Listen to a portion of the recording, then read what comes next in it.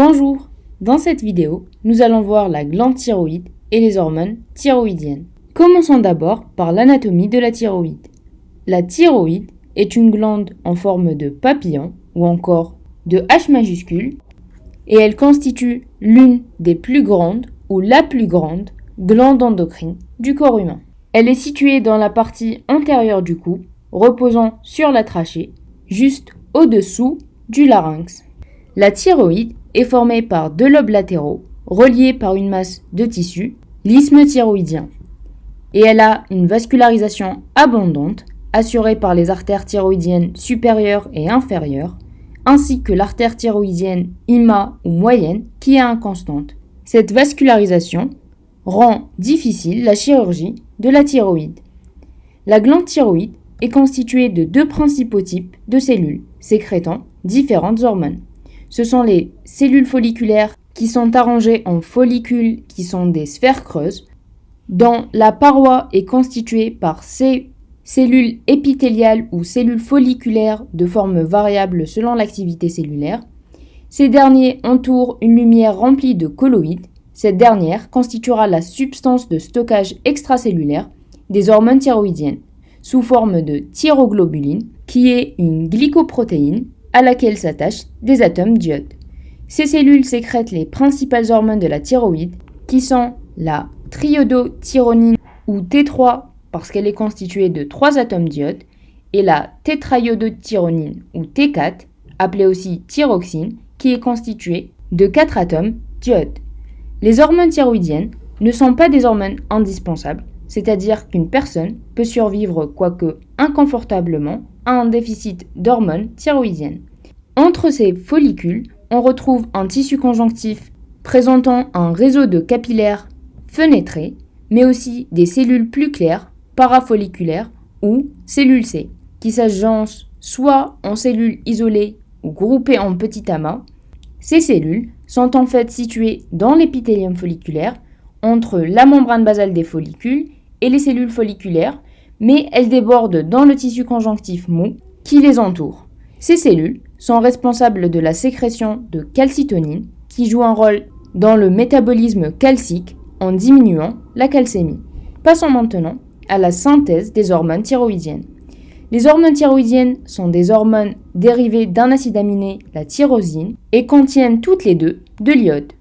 Petite remarque, lorsqu'on parle d'hormones thyroïdiennes, on désigne la T3 et la T4, et pas la calcitonine.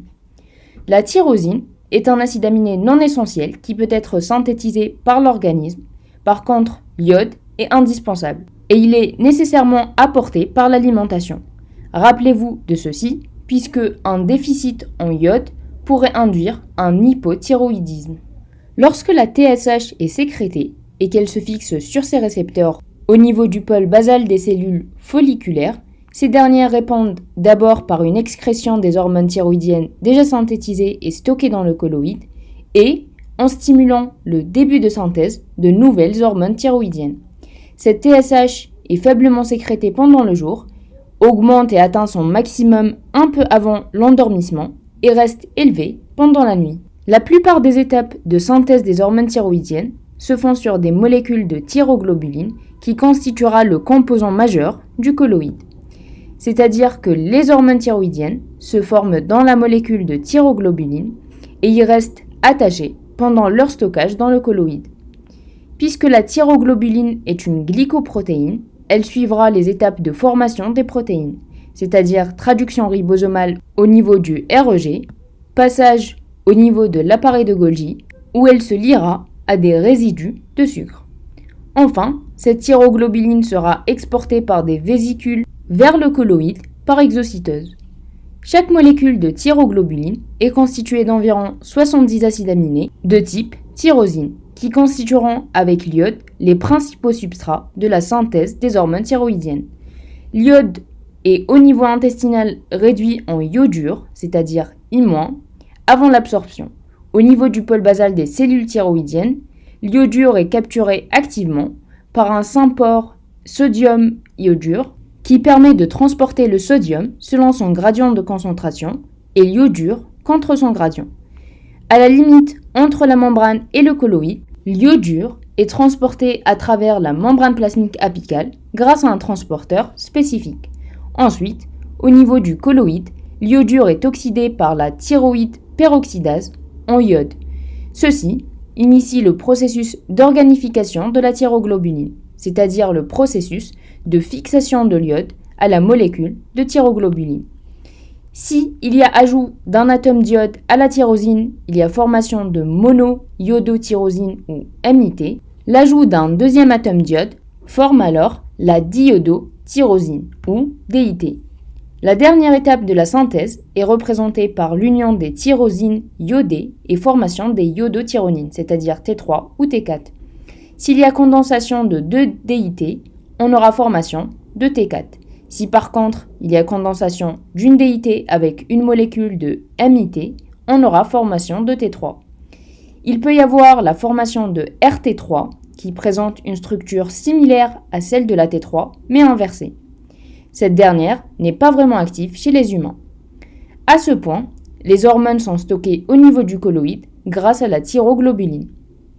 Chaque thyroglobuline contient environ 30 molécules de thyroxine et quelques molécules de triodotyronine. Les hormones stockées sous cette forme constituent une quantité suffisante pour répondre aux besoins d'un corps pendant 2 à 3 mois. C'est-à-dire qu'en cas de déficience, les effets physiologiques n'apparaissent que quelques mois après. Parlons maintenant de l'excrétion de ces hormones. Lorsqu'il y a fixation de la TSH sur ces récepteurs, les cellules folliculaires sont stimulées pour internaliser la thyroglobuline iodée par endocytose, plus précisément par pinocytose. À l'intérieur de la cellule, des lysosomes contenant des enzymes digestifs, notamment des protéases, fusionnent avec la vésicule de pinocytose et il y a, grâce à ce processus, libération de la thyroxine et de la triodotyronine, mais aussi de MIT et de DIT qui n'ont pas formé d'hormones thyroïdiennes. La T3 et la T4 sont excrétées dans le sang, et ceci en passant par un transporteur spécifique, les MCT8 notamment. Les DIT et les MIT seront pris en charge par une désiodase pour libérer leurs molécules d'iode et les recycler. Voyons maintenant le transport.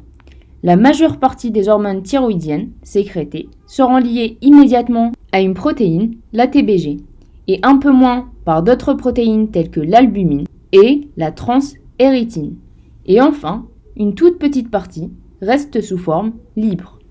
Les hormones arrivent au niveau des tissus cibles et passent à l'intérieur par des transporteurs de type MCT8 ou MCT10. Environ 90% des hormones thyroïdiennes sont sécrétées par la glande thyroïde sous forme de T4. Mais la forme la plus active est la T3. La thyroxine sera donc convertie ou activée en T3 dans les tissus périphériques et cibles, et ceci grâce à une enzyme, la thyroxine désiodase. Bien sûr, à ce stade de la RT3 peut être aussi synthétisée. Parlons maintenant brièvement des différents effets des hormones thyroïdiennes. La plupart des actions des hormones thyroïdiennes se font par l'intermédiaire de transcription de gènes spécifiques, et ceci grâce à leurs récepteurs nucléaires spécifiques qui joueront le rôle de facteurs de transcription. Une hormone thyroïdienne pourrait alors agir sur le métabolisme en augmentant le métabolisme de base de tout l'organisme et en augmentant la consommation d'énergie et celle d'oxygène. Elle pourrait aussi avoir un effet calorigène, c'est-à-dire qu'elle augmente légèrement la production de chaleur par augmentation de l'activité de la pompe Na+, K+. Elle agit sur la croissance en stimulant la synthèse de GH et des IGF-1 et leurs effets. Elle agit sur la maturation du système nerveux central. Elle agit sur le métabolisme intermédiaire en stimulant la néoglucogénèse, la glycogénolyse et la lipolyse, mais aussi la synthèse protéique, en même temps que sa dégradation. Elle agit sur le système cardiovasculaire en agissant directement sur la transcription et en augmentant l'effet des molécules adrénergiques sur les récepteurs bêta-adrénergiques, ce qui induit une vasodilatation, une augmentation de la contractilité, de la fréquence cardiaque et enfin du débit cardiaque. Elle a aussi un effet permissif à l'action des catécholamines. Voyons maintenant la régulation de la sécrétion des hormones thyroïdiennes. La sécrétion de ces hormones dépend essentiellement de l'axe hypothalamo-hypophysaire. La TSH, sécrétée par l'antéhypophyse, agit sur la thyroïde en stimulant non seulement les différentes étapes de sécrétion des hormones thyroïdiennes, mais aussi celle des différents organites de cette cellule, et l'augmentation de synthèse de ce type de cellule, et ceci en intervenant par une voie AMP cyclique. Cette TSH est régulée elle-même par la TRH, une hormone hypothalamique, qui peut être à son tour contrôlée par d'autres facteurs, notamment le froid chez les enfants principalement. Pour les adultes, ce mécanisme ne se fait presque jamais, mais certains considèrent que ceci pourrait se faire suite à une longue exposition au froid. Enfin, une augmentation des hormones thyroïdiennes suite à l'effet de cet axe induit un rétrocontrôle négatif sur sa sécrétion. Voyons maintenant brièvement l'hypo- et l'hyperthyroïdie. Tout trouble du fonctionnement de la glande thyroïde pourrait induire un grave trouble métabolique. Une hyperthyroïdie est un trouble de la thyroïde correspondant à une augmentation des taux des hormones thyroïdiennes dans le sang. Ceci induirait alors des symptômes traduisant une augmentation du métabolisme que vous pouvez retenir grâce à cette mnémotechnique. La cause la plus commune de l'hyperthyroïdie est la maladie de base d'eau, qui est une maladie auto-immune où des anticorps vont agir sur les récepteurs de TSH en stimulant la sécrétion des hormones thyroïdiennes, et ceci est considéré comme une hyperthyroïdie primaire. L'hypothyroïdie, quant à elle, correspond à une diminution du taux des hormones thyroïdiennes et se traduit par ces symptômes. L'hypothyroïdie peut avoir plusieurs causes, notamment le déficit en iode dans les pays en voie de développement. Récapitulons. La glande thyroïde est la plus grande des glandes endocrines. Elle a pour fonction la synthèse et la libération des hormones thyroïdiennes, responsables de plusieurs fonctions sur le métabolisme. La régulation et la libération de ces hormones se fait essentiellement par l'axe hypothalamo-hypophysaire, faisant intervenir la TRH et la TSH. Un trouble de la sécrétion de cette glande pourrait induire essentiellement soit une hypothyroïdie ou une hyperthyroïdie.